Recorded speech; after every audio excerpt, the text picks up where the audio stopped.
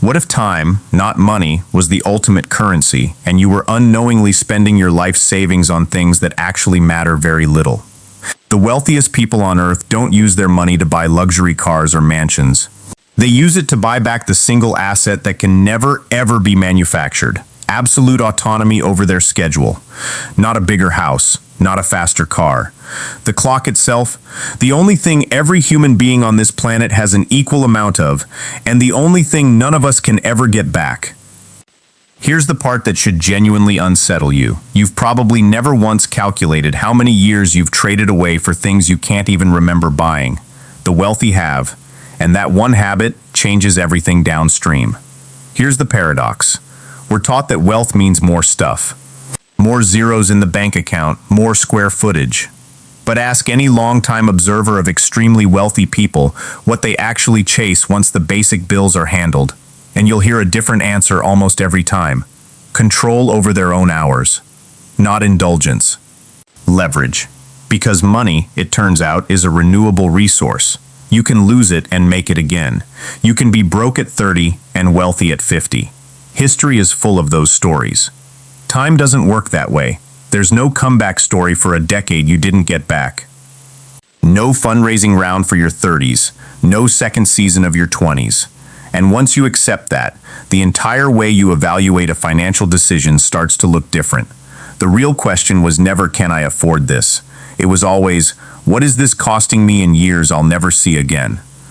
Let's make this concrete with a real decision, made by a real person in a real year, 1994.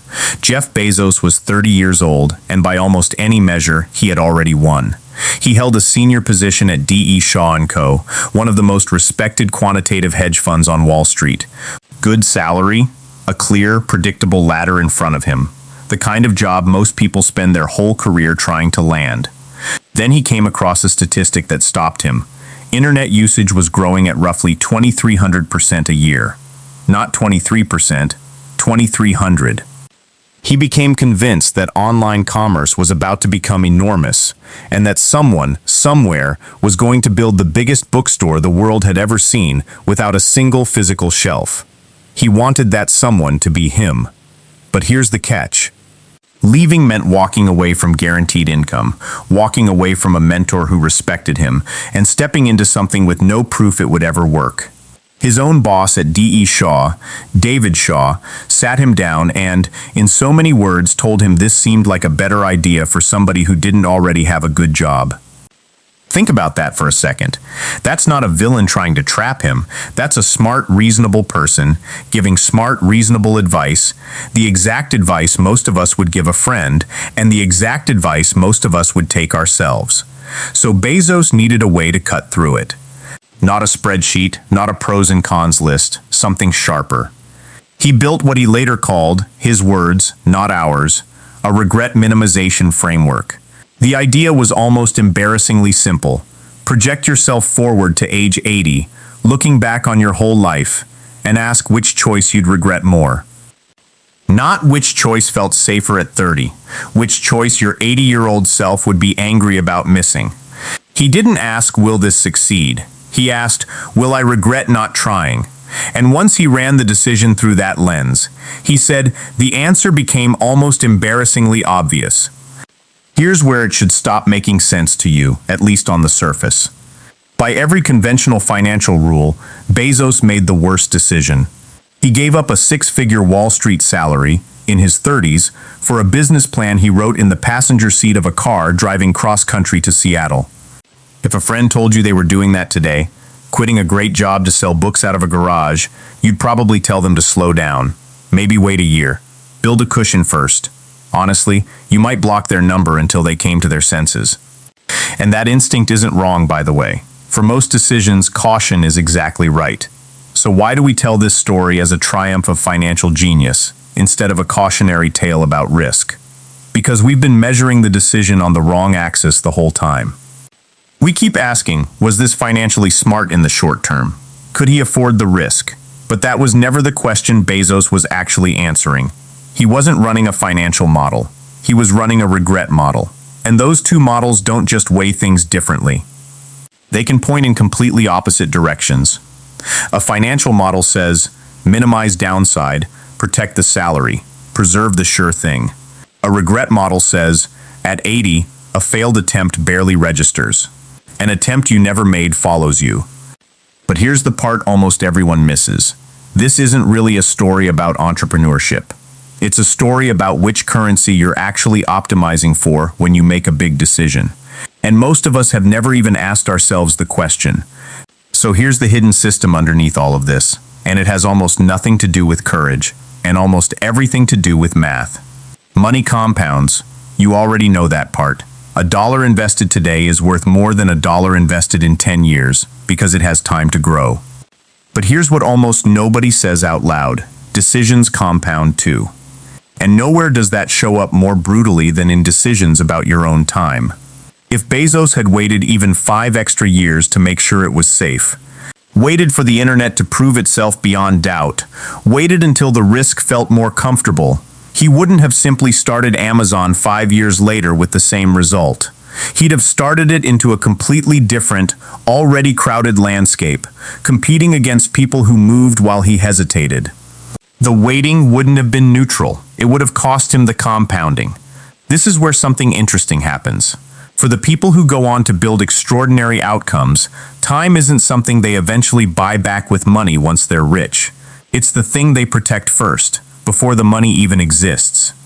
Because a decade spent waiting for perfect certainty is a decade of compounding you can never recover, no matter how much money you make afterward. Most of us do the opposite without realizing it. We treat time as the free, renewable resource, and money as the precious, scarce one. So we spend actual years optimizing for financial safety on decisions that were never big enough to justify the wait.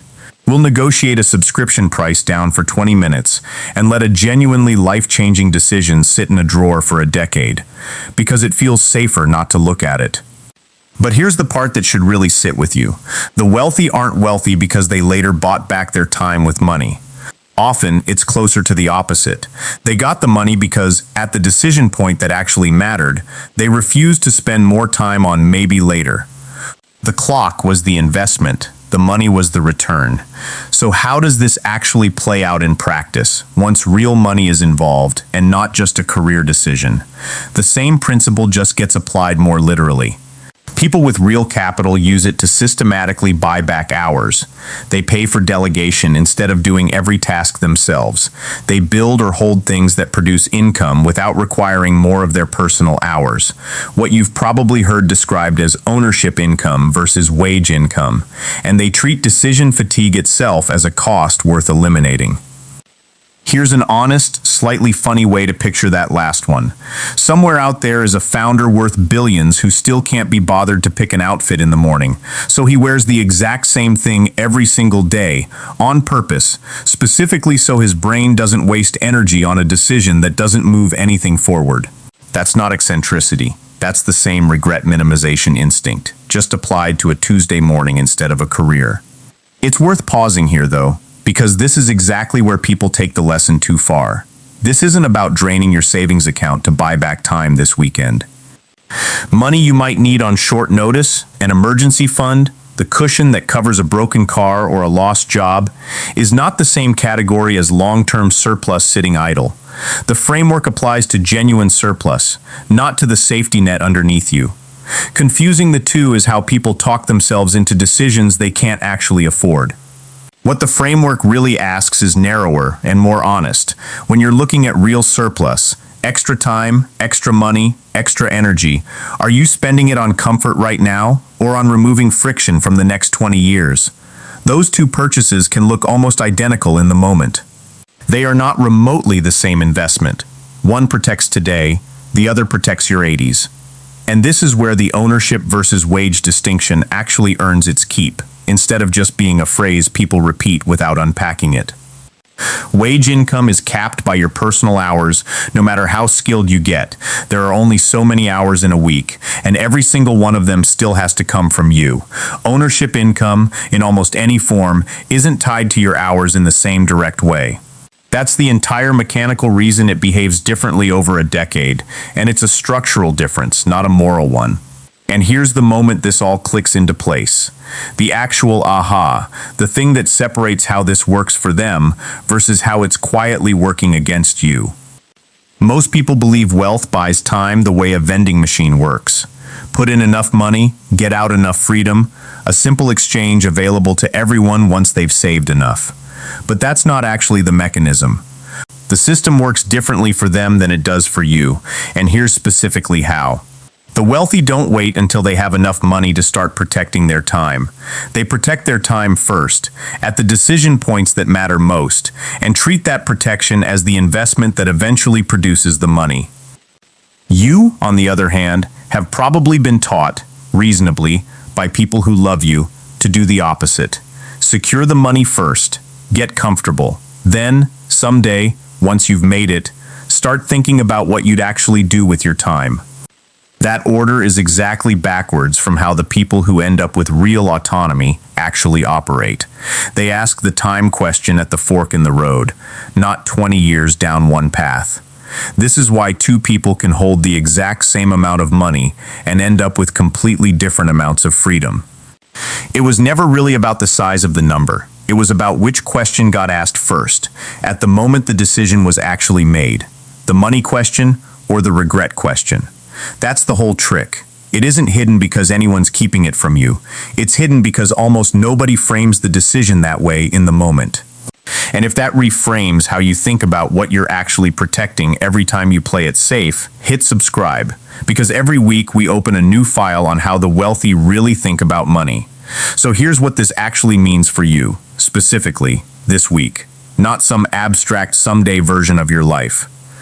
The next time you're sitting on a decision that's been in the drawer for a year or two, a course you keep meaning to start, a conversation you keep postponing, a move you keep telling yourself you'll get to when things settle down, run the 80-year-old test on it instead of the 30-year-old test. Not is this comfortable right now? Ask what the oldest version of you would think about the years you spent waiting. This isn't a suggestion to blow up your life or quit your job tomorrow. That's not what the framework says, and it would be genuinely bad advice for most people in most situations. It's much narrower than that. It's a filter for the small number of decisions in your life that are actually irreversible and actually time-sensitive, the ones where waiting doesn't just delay the outcome, it changes it. Most decisions aren't like that, and probably should wait. But everyone has a handful of decisions that fall into that other category, and most people never separate them out from the noise. So a 5-year hesitation on something genuinely important gets treated with the same casualness as picking a restaurant. The wealthy aren't better at making decisions in general. They're better at recognizing which few decisions deserve the 80-year-old test, and which ones really are just dinner. Here's the honest, slightly uncomfortable part of this file. You don't need Jeff Bezos' bank account to run this test. You need about 90 seconds and enough honesty with yourself to actually answer it. Think about one thing right now, one decision you've been sitting on. Not the small stuff, the one that's been quietly waiting in the back of your mind longer than you'd like to admit. Project yourself to 80.